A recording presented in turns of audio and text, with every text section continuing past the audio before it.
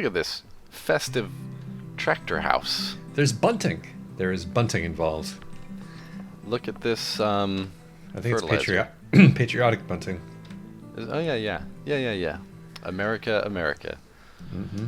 God shed its shit on thee. As we drive it to. Are we driving to or from Utah? We're driving to Utah from California.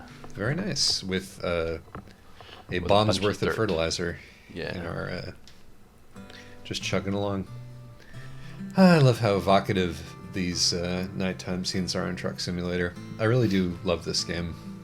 Strangely enough. It's a good game, dude. Which is kind of. We'd better love it for how much we've played it. That's true. In your Steam game archive, is this in the top 5 of hours spent in game? Do you want me to pause and check? Oh yeah. This just for. I mean, you might end up. Stand by, everybody. Putting yourself on blast because of this, but. I have a surprisingly low 74 hours in this game, which is not a small amount of hours, but that's still, I mean, by video game standards, that's nothing. I've already logged more than 24 in Noita, and that's only been out for a month, I think. I didn't combine that with the Euro Truck hours. I forgot to do that. Oh, it's probably a similar and somewhat smaller figure in that game. Yeah, I mean, I have careened past the 1,000 hour mark in Tekken 7 not too long ago. God damn, that's a lot. So you've put in 1,000 hours. That means that you're good at it at this point. Oh, I'm like decent at it at best. But the 1,000 hours, isn't that what they always say? Isn't it 10,000 hours to become a master? Oh, right. I always lose one of the zeros. I guess 1,000 hours seems pretty low. I'm definitely a lot better than I ever thought I would be when I started out. So you got a clip and a highlight package for Tekken. Yeah, I have a few actually. You're a real gamer. I mean, it's all user submitted, and he gets blah blah blah blah. Yeah, but still. Sometimes people look at my Tekken clips and go, "Whoa, sick!" Mm-hmm. If you combine Binding of Isaac and Binding of Isaac Rebirth, I've logged more than 1,000 hours in that.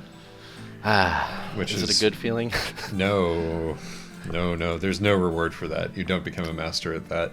Yeah. Its whole thing is about wasting your time, like pretty explicitly. Are we? Now I'm just clicking through. I sort of got distracted right at the beginning of this, and I'm just clicking through my various games on Steam to. I wish I could do that. Figure out what I've played the most of. I think one of the first games that I got past 100 hours on in Steam was I Divine Cybermancy. Oh, that makes a lot of sense. That's being one of your cult favorite video games. That is a wonderful, wonderful game. Have you spent time talking about that on Trucks? I never have. I don't. I Divine Cyber.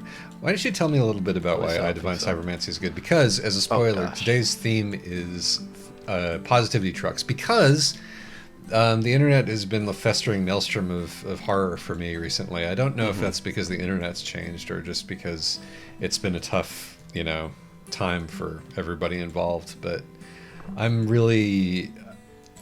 And for me, just outside the internet, but I've been having that feeling when I look at my various feeds. It's like, my God, can we all just chill out, please, and maybe say fewer things, and perhaps experience less suffering. I mean, can everyone just tweet about old games that they like, please? I mean, that would be nice, or maybe not tweet at all. Maybe just sort of.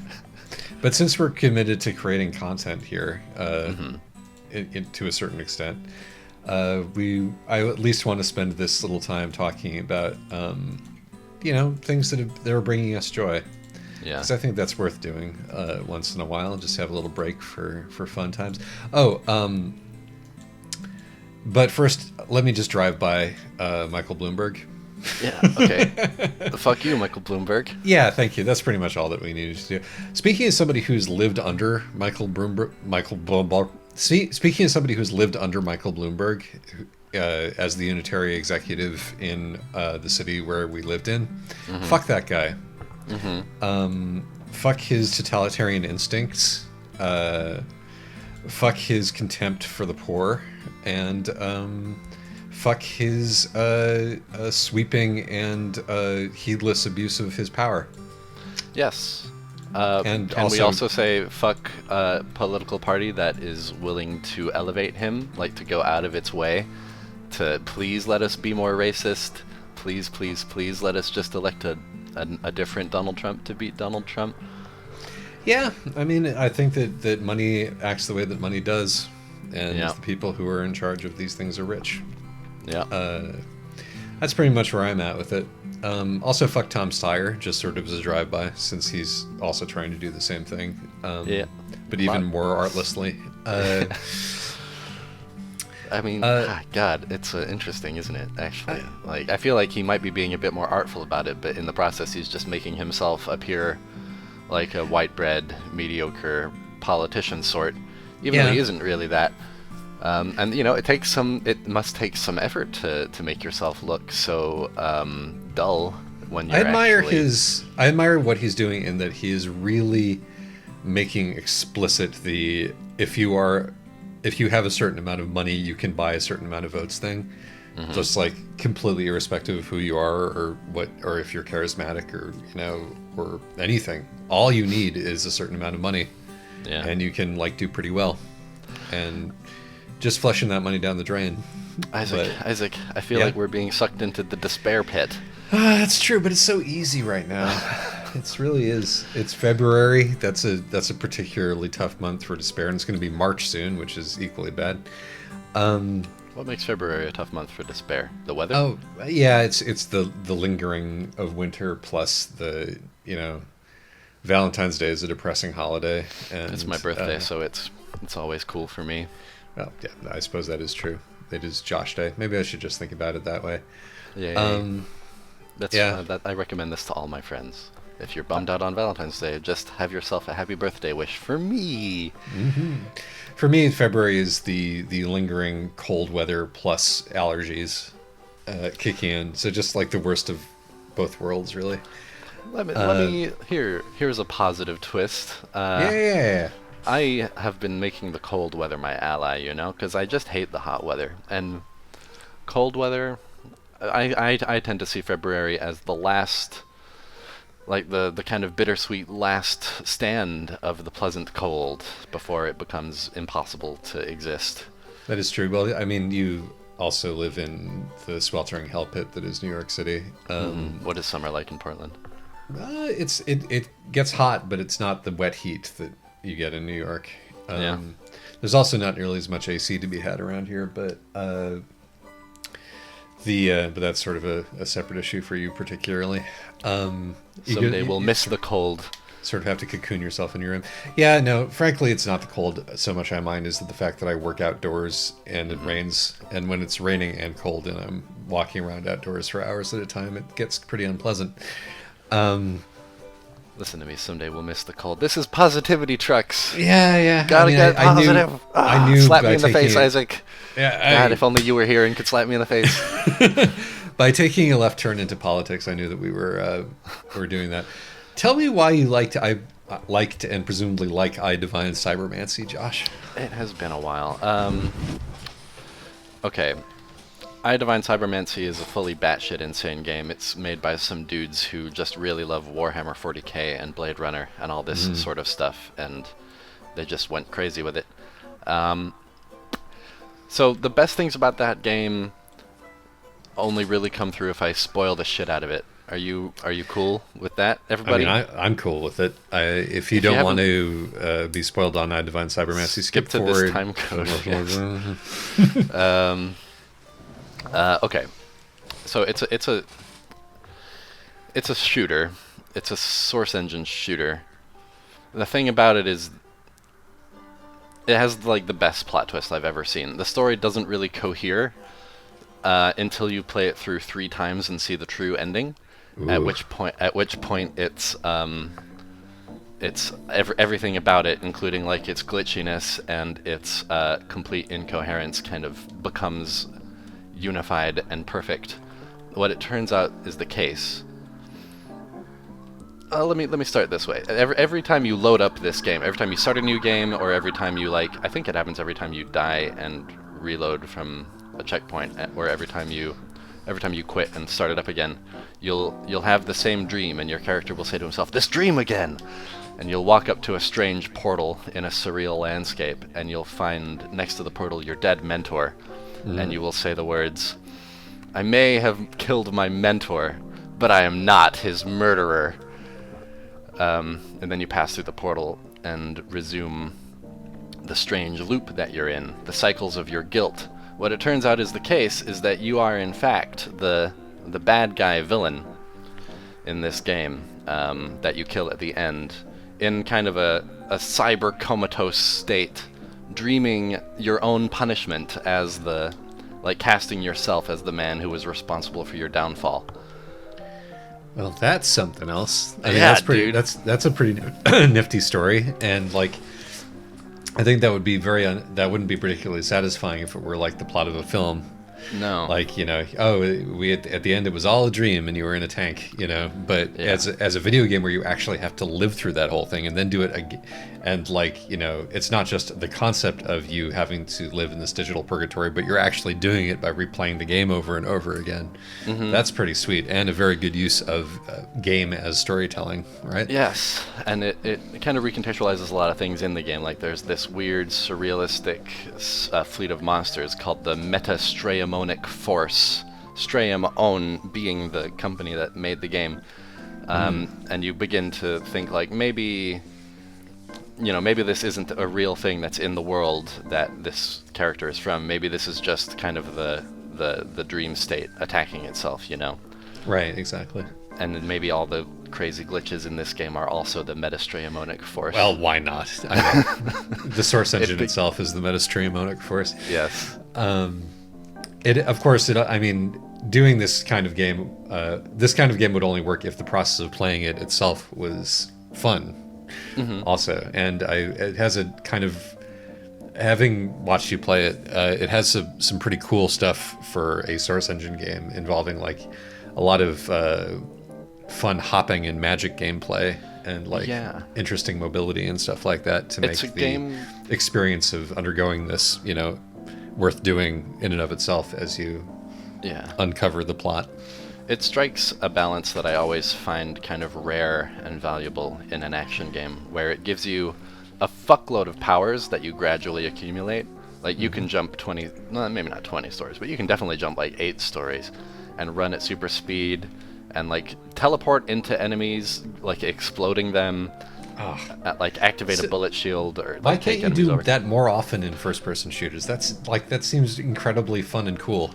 But the essential component here is that you can balance the difficulty of this game such that you must master all of these abilities, because all of the enemies are going to clobber you instantly, like with their damage and their reaction speed. Right. So you kind of you develop a deep accord as you slowly uncover the truth of your nightmarish existence. Beautiful. Yeah. What more do you want out of a game? And it also does a rare aesthetic thing, which is at first appear like mega goofy and insincere and kind of sloppy, but reveal this like kind of intense gothic beauty over time. I like stuff that seems like it's trash and sort of unfolds as you go along with it. That's rare. That's a rare thing. Yeah. I guess Homestuck was like that for, Kinda, yeah. before it revealed itself to actually be trash. It kind of started off pretty cool, then became trash, then became cool, then became trash. It's the binary. It's the trash binary. Was not collapsed until. I guess the reason why it can never end is because if it ends, the trash binary collapses, and the probability space does, and we finally find out whether it was trash or not. But anyway, let's not talk about Homestuck and the positivity trucks. I was just thinking about a thing that I really enjoyed, even as I was waiting for you to get set up, which was so there's this manga called Dorohedoro, which has been around for a while. I would call it sort of post-apocalyptic psychedelic horror, but also like heavily comedic. And beautiful, like gruesome, body horror to the nth degree art style. It's about basically this sort of, Trash Zone City world. I love Trash Zone City worlds. It's you know, comes up in anime a lot. One of my favorite aesthetics, which is preyed upon by the elite of the society, who are sorcerers, who can change people's shape with their black smoke, as being a sort of you know, class and pollution allegory. But it just features a number of like. It succeeds mostly by just having incredibly cool visual designs and a wicked sense of humor. To go with this aesthetic. And the anime just came out, and it's like, you know, if you read the manga first, the anime is not going to be as fun, because anime adaptations are rarely, you know, there's exceptions. Utena is an exception, but like Gunslinger Girl. Whew. It was a lot better than the manga. It was, first season specifically. Yeah. Like when a director gets a hold of the thing and is like, what can we salvage here? You know? But in this one, it's definitely like, you know, sort of following it's trying to do justice to the manga, and, you know, occasionally succeeding. And I think the thing that it got the most right is the opening sequence, because one of the two major characters in this are a amnesiac dude whose head was turned into a caiman lizard head, and his friend, who is a buff fighter girl who runs a gyoza shop. She's a great character. Just like this story loves giant beefy women beating the shit out of people, which is just always enjoyable. But the whole basically the entirety of the opening sequence, which is scored to psychedelic rock, is just basically this woman going into a sort of a euphoric warrior fugue while pulverizing meat to make gyoza. It's the fact that the opening sequence just all focuses on the gyoza shop, because also the manga eventually is just mostly about food, in addition to being about body horror. It shows that they really get it. I've been watching along, and there's a baseball sequence in this manga, because of course there would be. Why isn't there? And I'm very much looking forward to the anime arriving at that point. But anyway, yeah, that's making me happy. I love a good anime opening. You remember back in college when I was briefly like hyperfixated on an intro for, what even was it? I think it's an anime that I've like never actually watched and don't want to watch. I think it was some OVA or sequel series or something, or maybe just the latest season of. I don't remember this at all. It was Sayonara Zetsubou Sensei. Zetsubou Sensei. Okay, yeah. I'm vaguely remembering this. There was this crazy ass fucking intro that involved, among other things, like just for no reason, it showed like a pretty detailed animation of the Space Shuttle Challenger explosion. Right. That's on brand for that show. Yeah. There's the anime I think I opening turned that sequence fixation into a short story at one point. Oh, sweet. The anime opening sequence is really a thing unto itself. Yeah. I find there were a lot of things to admire about why can't I remember the name of this? It's so much a baseline meme. You know, the sort of surreal comedy series with the one tall girl and the one short girl, except they're both kind of blobs. Oh yeah, that one. That one, you know that one. The opening sequence to the anime adaptation of that was just such a choice and complete piece of art unto itself, you know, that you barely needed the show, although then the show turned out to have a lot of lovely little self-contained bits itself, which was lovely. How about the intro to One Punch Man, which contains a bunch of scenes that appear nowhere in anime, like a bunch of fighting various monsters that are like shockingly well animated. At first, before I got like deep into the show, there's a scene toward the end of that intro where like it shows like this huge cast of anime-ass characters, and I was hoping that almost none of them would be introduced by the show. Disappointingly, I think most of them were. Yes. The Utena opening does a similar thing where it has a sequence with Utena and Anthi riding armored flying horses around the castle in the sky, which is both hilarious in retrospect and also a brilliant red herring about what the castle in the sky is, you know? Yeah, anime opening themes, there's a thing to celebrate. When they get crazy with it. And it's not just the protagonist walking or running. But yeah, dancing. Yeah. The dancing ones are okay. I don't mind. I certainly don't mind the dancing ones. The dancing ones are good. I also want to shout out the Nichijou opening, which is sort of a more evolved version of the Azumanga opening, as Nichijou is a more evolved version of Azumanga. But very much gets the Earth is certainly full of things aesthetic that Nichijou has going for it. How is there not a Katamari anime? You want to celebrate Katamari? That's a real excellent question. You know, we should celebrate Katamari. Have you played Watam? Or I have not. I've been really wanting to get around to that. Have you played that or seen that?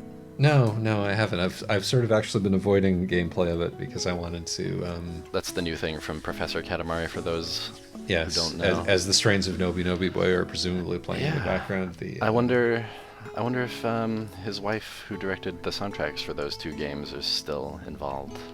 It should be interesting. Maybe we could look up the soundtrack of that and put some of that in here if it's similarly good. If it's not, why bother? But yeah, no, I perhaps I'll put that on my list. Maybe that would cheer me up. There's a lot of poop in his more recent games, which is a little bit distressing. But interesting. Other than that, regretful, I guess, that he never put poop in Katamari to be rolled up. Yeah, you'd think that would be a fine use for it, but everything. I mean, the thing about maybe it's a reaction to having made Katamari, where everything is by its nature extremely sterile and self-contained. Yeah. But Katamari a whole, is dung beetle level celebrating of Katamari. That's exactly the sort of thing he would do. Maybe he was told that he couldn't do that, and everything since has been a reaction to that. Yeah. Katamari is definitely one of the great games. Probably the only game that ended up in the moment that deserved to be in the moment, as far as I'm concerned. Yeah, that's like another game. I don't know. There were a lot of good ones in there in that exhibition, which, to be fair, was a design exhibition and not an art exhibition. So it's like you can put anything in there. Yeah. But that had Dwarf Fortress, which I think also kind of belongs on a purely visual level in an art museum. And 100%. What's the one? Vib Ribbon, I think that was in there. That was a cool one. Yeah, no, that also counts. I take it all back. And not just because the Vib Ribbon girl has become a trans icon along with Jammer Lammy. No, Katamari is actually kind of similar to I Divine Cybermancy in the sense that it at first seems to be trivial silliness, but kind of reveals over time that it does kind of have a very sincere statement that it wants to make. Oh, how would you describe that statement? I think there's a couple ones. There's a lot of stuff throughout Katamari about like dealing with overbearing parents. There is that. And there is also a kind of overly earnest world peace, like global unity theme that feels somehow earned because it just sort of sneaks up on you in those end credits when all the cousins and shit are holding hands around the earth and you're like, oh wait a minute, yeah, I've like rolled everything up into one big thing, and that you could see that as a symbol. But don't you think that there is also like definitely a we are ending the world, irony undercutting that, or like it can say these two things simultaneously, I suppose. Yeah. Somehow the world seems fine, even though you roll the whole thing up. Yes, indeed. Like the people who you roll up certainly don't want to be rolled up in that game. Yeah, but they seem fine, having been shot into space. Maybe the kind of reality as the king and the prince perceive it only occurs to humankind as a kind of symbolic undercurrent that they feel but don't directly see. They feel the cosmos. Yes. Yeah, perhaps. I have this picture on my wall, The Wonderful End of the World. It was up in our apartment, which is a sort of paperback, a mock-up of a paperback book based on Katamari that doesn't exist. Right. Yeah. But I think Wonderful End of the World, weirdly, is like the name of a different thing. I was always a little bit. I loved that design, like the Albert Camus, or a foreword by Albert Camus, Wonderful End of the World book with some Katamari art. But I was always a little bit miffed that they borrowed that term from something else. Ah, yes. The Wonderful End of the World is a 2008 video game made by Dijoban Games. It involves a marionette that grabs as many objects as he can before the end of the world. It's been compared with Katamari Damacy. There's similar gameplay, so that must be... God, I remember Dijoban Games. That must be intentional then. Yeah. Interesting. Maybe I'll pick that up too, and check it out. Yeah, I never played it. It's a PC game from 2008, so presumably it's still playable. Here's a recent source of joy in my life. Yeah? My dad, for my birthday, gave me the fanciest pair of headphones I ever did own. And I've always been a big fan of fancy headphones, but these are kind of the next level thing. These are the headphones that you need the amp for.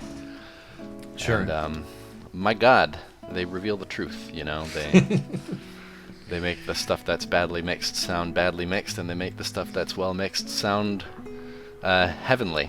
And, you know, I talked not too long ago on another episode of Treks about wanting to step into the cathedral of sound, and I'm there, baby. Hey. I recently, my record player recently quit working, and so I picked myself up a nicer record player. Mm-hmm. You know, only vaguely nice. Like, this record player is older than I am, but still works pretty well. Mm-hmm.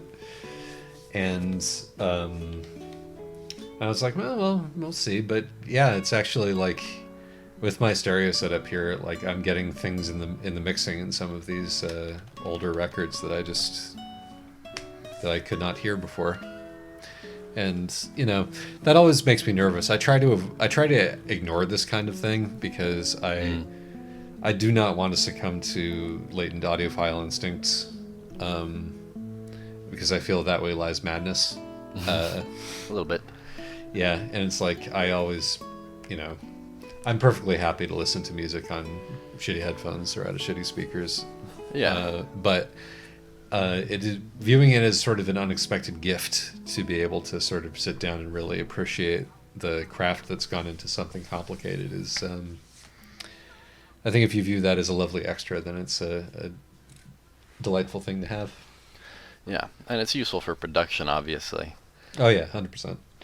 Like one of the reasons that my own stuff is so determinedly lo-fi is that I'm not able to listen to it in a way that would reveal, you know, reveal any complexities that I was trying to put into it, if you know what I mean. Yeah. I was actually planning on trying to do some music after we were done with this today. It's always hard to break the seal for me after I've spent a little while not doing it. That's true. I feel the same thing. It's also just because it's frustrating because you always lose. Because I'm not programming stuff. I have to use my hands, and you always lose a bunch of dexterity when you put it down for even a couple of weeks and have to build that back up. But I've been thinking about getting myself a bass guitar. I mean, I would recommend it. It's a very, very easy instrument to play, as instruments go. I mean, I'm not expecting to put down any sick bass licks necessarily, but as from an electronic production standpoint, it seems like a useful source of some analog signal that I can do stuff with. Oh yeah, 100%. And I can probably play some simpler bass lines. Yeah, and you don't have to like have you don't have to get a fancy one to make that doable, or even there's a certain level of jank which will be frustrating, but sure. I also learned to play the bass on a horrific model, which really chewed my hands up. But afterwards I was like, well, if I can do it on this, I can do it on anything. So maybe there's something to that. But yeah, no, I definitely recommend that. And you can buy a bass guitar pretty cheap. Yeah. That'll still, do work for what you're thinking of using it for. I got this equipment that lets me plug an input cable into my DAW, and just I only really wanted it for the sake of like pushing buttons with less latency, but now that I have this input option, like the possibility space just quickly dawned on me as like something with a great deal of potential. Speaking of, since we're talking about things that make us happy, I've been really happy that you've continued to explore musical production on your own. That's a sweet thing to say. It's true, and you're swiftly, surprisingly swiftly in my mind, starting to make things that I really enjoy listening to. Which thanks, man. Yeah, it's been, it's neat. As I said before, it's felt like something I should have been doing ages ago. I felt like I was expressing myself pretty much 2 weeks into it. Yeah, there you go. And it's like you have a very defined aesthetic, which is not, I think, a particularly commonly held one, and is therefore, just interesting in its own right. Hell yeah. Mm-hmm. I'm trying. That's for sure. The album didn't come out as quickly as I thought it would, but it's still, You do what you do. You gotta fiddle. Yes. We'll see if this actually materializes or not, but we're starting work on some elements of the Trucks Discord are starting work on a Momus cover album, and which you have expressed interest in contributing to. I hope that comes together. I very much enjoyed your contribution to the Neutral Milk Hotel album that we did. That album was great. If you haven't heard it before, link in description. This one's not going to be like the Big Trucks project the way that is, just because I don't really. I think it's better in on the Momus thing. I think it's better to only. I mean, Hazel said this, but I think it's better to do this if you're only familiar with Momus and have already come to terms with Momus in a certain way. I can't really recommend Momus to the impressionable youngsters in our chat. It would be great to hear someone just do a blind dramatic reading of White Oriental Flower or something, and just hear the disgust in their voice. That was why I was kind of interested in Poole doing one of his old misogyny classics, but he's it's undeniable that despite all of that, he's kind of a genius. Mm-hmm. I was just listening to his version of "See a Friend in Tears" and having all kinds of emotions about it. And I've begun by ear transcribing the chords of the sadness of things, which is The other thing about this project compared to Neutral Milk Hotel is that all of the Neutral Milk Hotel songs are extremely simple. And also you can thoroughly documented. You can find the chords for all of them, and Momus is not so much on either of those fronts. And they're all Momus's songs are complicated. He doesn't have very many simple ones. Yeah, there's a certain amount of dumbing down that is going to have to happen in order for me to approach these, but I'm looking forward to it. I am looking forward to it. I have some ideas. But there's a lot of potential to the project too, because a lot of his songs are waiting to be released. They are either intentionally poorly mastered, or they're just done so offhandedly that it's clear that they could have been worked over a lot more to reveal deeper layers of their particularly in his stuff from the last 15 years. Yeah, but also in a different way, his stuff from the 90s and the early aughts is trapped in this deeply cheesy vessel that these songs could easily be liberated from. I like the cheesy vessel for some of those albums. Me too. from Voyager through Philosophy of Momus, I think those are difficult to improve upon. But they are, but at the same time, kind of forefronted in the aesthetic experience of those songs is the cheesy drum loop. Speaking of sadness of things in particular, it's you focus on that bass line, you focus on that cheesy drum loop, and maybe you don't even notice how rich that chord progression actually is. Yeah, if you listen to his early stuff where he's playing those chords on guitar, and so you notice them, you're like, oh, actually, this is extremely complicated. Yeah. But yeah, once it sort of gets subsumed into the trip hop, it can just become a gestalt. Yeah. No, I think you're right about that. I do think that's the plus and minus. It's like, yeah, there's a lot to add to this, but I'm not a particularly good musician also, so it's like what I might have to add to it might not in fact be, showing these songs off to their best advantage, but maybe doing another kind of meta commentary. But you'll view it from a different angle, even if it's an equally kind of lo-fi angle, and from those two perspectives, a greater whole will be revealed. Yeah, absolutely. I'm looking forward to giving it a whack as soon as I can make myself do it, which should be soon, if I know myself. Which, thankfully, at this point, I kind of do. I want to hear about you and Noita. Oh, Noita, yes. So Noita is a game which I think by a Finnish company, I want to say. Just based... I started the sentence without knowing. He worked on another game which I'm going to robo-voice in here. A game that we know. There you go. Well, it's... the enemies are named after Finnish mythological creatures, which is why I thought that. And yes, the developers are Finnish, and that makes sense. They're one of the guys. It's the studio that made Baba Is You, or at least it's just. The studio the director. Features one of the guys who made. It features, I think, the director from Baba Is You. Yes, R.V. Tekari, according to this, whose name I'm sure I'm mispronouncing. Games of similar richness in their design. Absolutely. Noita is incredibly difficult. Yeah. It's a roguelike. It's incredibly arcane. Yeah, it's a very weird roguelike where, like, you play as a wizard. You play as a wizard. You have wands. Your wands can all be like, you can swap out.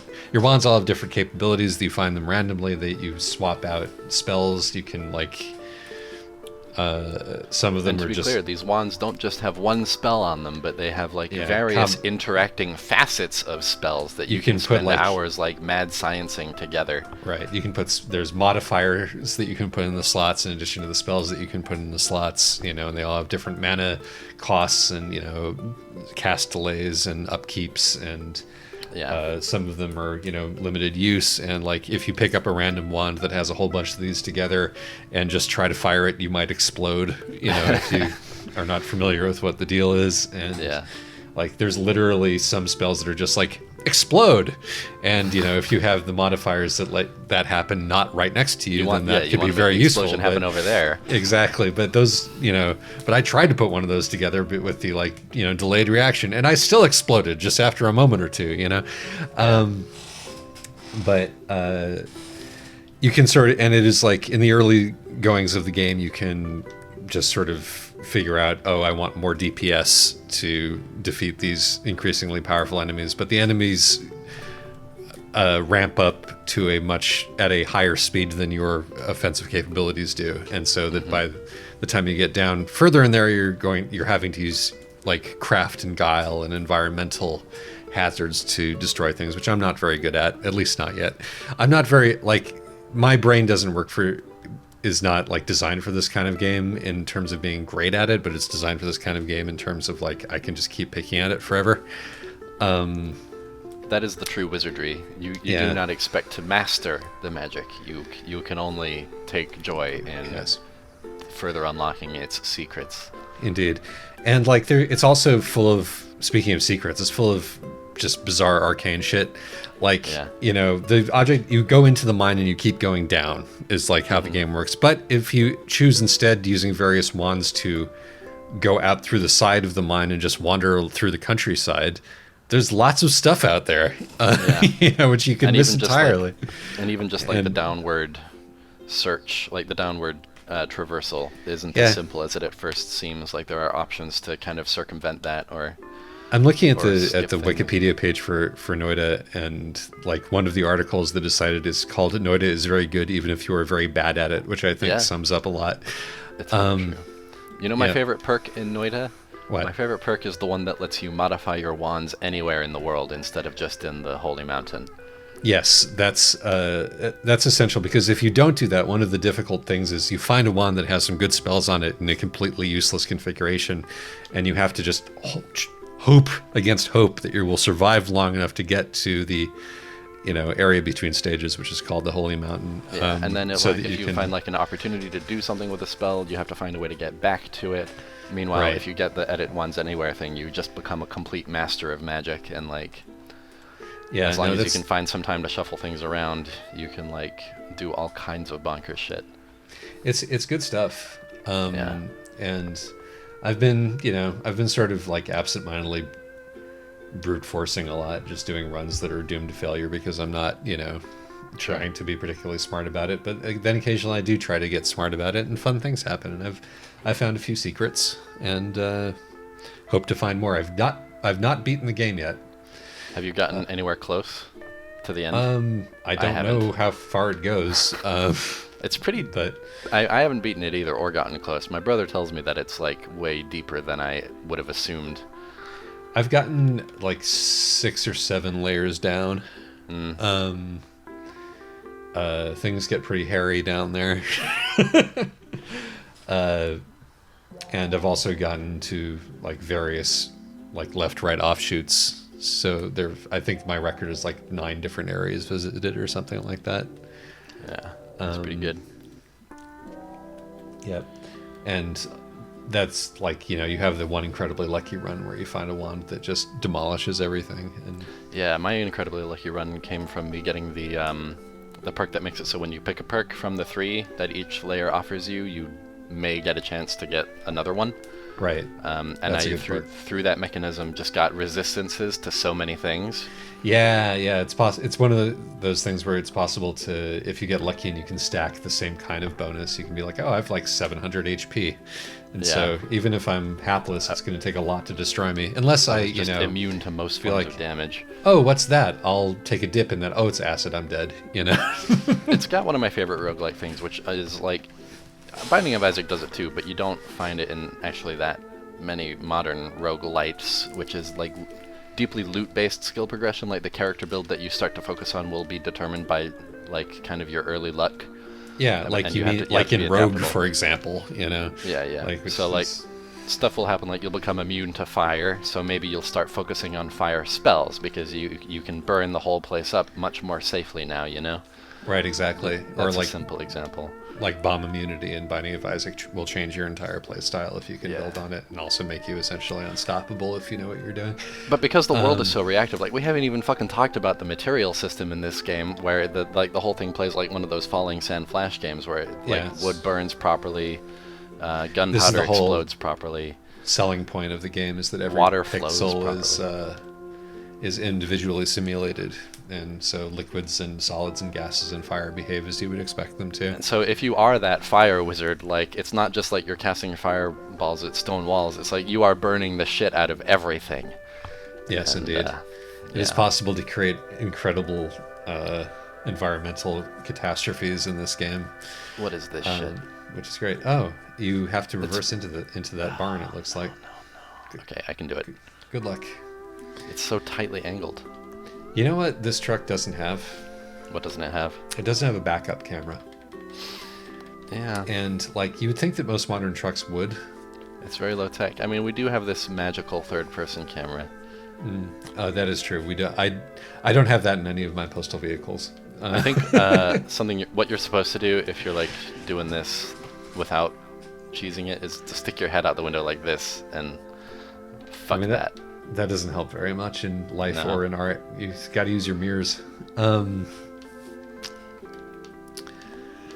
this might take a second.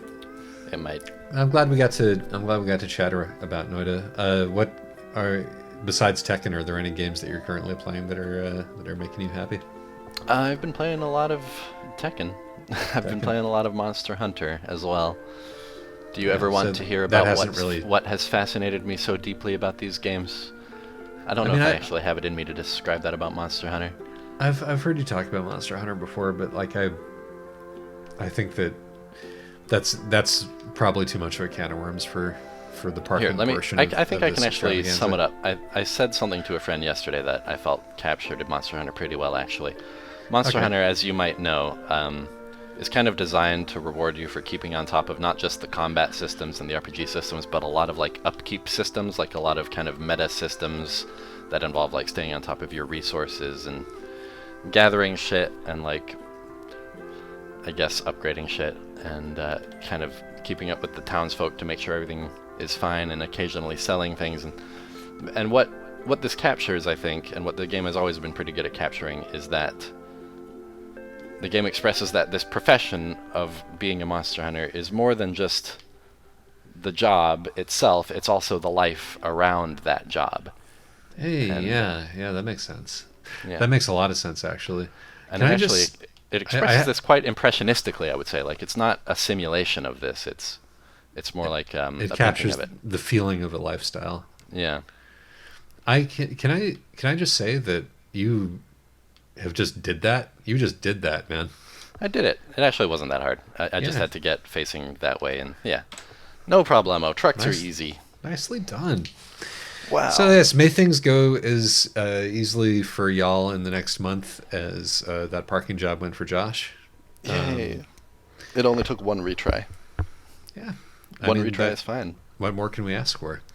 Yeah. And try to stay off social media Yeah, if just involve it's bumming you out. Involve yourself in the things that you love. Yeah, do something creative or even just play a game. Mm-hmm. All right. Interpreting is generative. As we so often say. Mhm. Yes. Trucks forever, yo. Bye-bye. Bye.